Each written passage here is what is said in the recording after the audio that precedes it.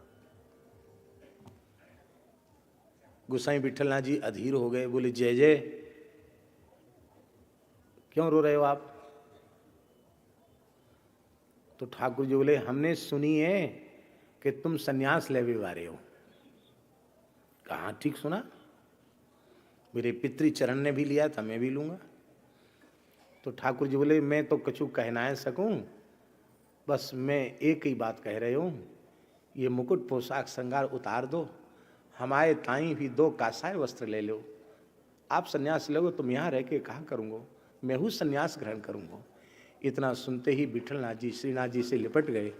बोले मेरा सन्यास आप ही हो, हमको कहीं नहीं जाना है। आपके श्रीअंग से मुकुट पोशाक उतारें, आपका राग भोग दूर करें आपसे, ऐसा सन्यास हमको नहीं चाहिए। क्या ठाकुर जी का पाँव। इसलिए नाभाजी ने लिखा है, बल्लभ सुत बल भजन के, बल्लभ सुत विठला जी, बल्लभ सुत बल भजन के, कलयुग में द्वापर कियो, कलयुग में द्वापर कियो, विठलेश ब्रजराज ज्यों, नंद बाबा के समान लाड़ लड़ाए के सुख लियो।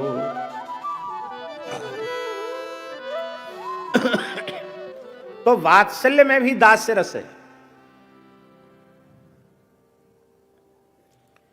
और सख्य में तो दास्य है ही है। पाद संवाहनम चक्रुहु के चित्तस्य महात्मनः, भागवत जी में लिखा है, ठाकुर जी गैया चराते चराते थक जाते हैं, ग्वाल बाल उनके चरण दबाते हैं, कोई पत्र कमल पत्र से व्यजन बनाकर व्यजन ढुराते हैं, कोई मोरछल करते हैं, कोई विचित्र पत्रावली की रचना करते हैं, कोई गा करके सुनाकर रिझाते, ये सब दास्य ही तो है। सख्य में भी दास्य और माधुर्य में दास्य। ते अशुल्क दासिका, गोपियां कह रही हैं, श्याम सुंदर ते दास्य, तो वात्सल्य भाव की उपासिका कौशल्या, बार बार कौशल्या, विनय करत कर जोरी, अब जन कब हूं व्यापे, प्रभु मोहि माया तोरी। अब लो हाथ जोड़ के विनती करना, ये वात्सल्य में कैसे संभव है, पर वात्सल्य में भी दास्य है। दशरथ जी वो तो कहते हैं, सुत विषयक तब पद रति हो, मोहि किन मूढ़ कहे भल को। हमको कोई भले मूढ़ कहे, कहता रहे, हमें इसकी परवाह नहीं, पर आप मेरे पुत्र हो यही मानकर हमारा आपसे प्रेम हो। और वे दशरथ जी रावण वध के पश्चात स्तुति करने आते हैं, और बार बार करी प्रभु ही प्रणामा, बार बार करी प्रभु ही प्रणामा। दशरथ हरसी गयो सुरधामा, हाँ दशरथ हरसी गयो सुरधामा। तो भगवत तत्व है, भगवत तत्व का बोध होने पर दास्य में भी, वात्सल्य में भी दास्य आ जाता है। और इधर द्वारका लीला में नवयोगीश्वर समझा के गए, नारद जी समझा के गए, और वसुदेव देवकी के हाथ जुड़ गए। बोले युवाम न सुतौ साक्षात प्रधान पुरुषेश्वरौ, भूभारक्षत्र क्षपण अवतीर्ण तदत्थ। आप भूभार हरण के लिए अवतरित हुए हैं, इसलिए हे भगवान, मैं तो आपको संतान मानकर ही प्रेम करता हूं, पर आप कृपा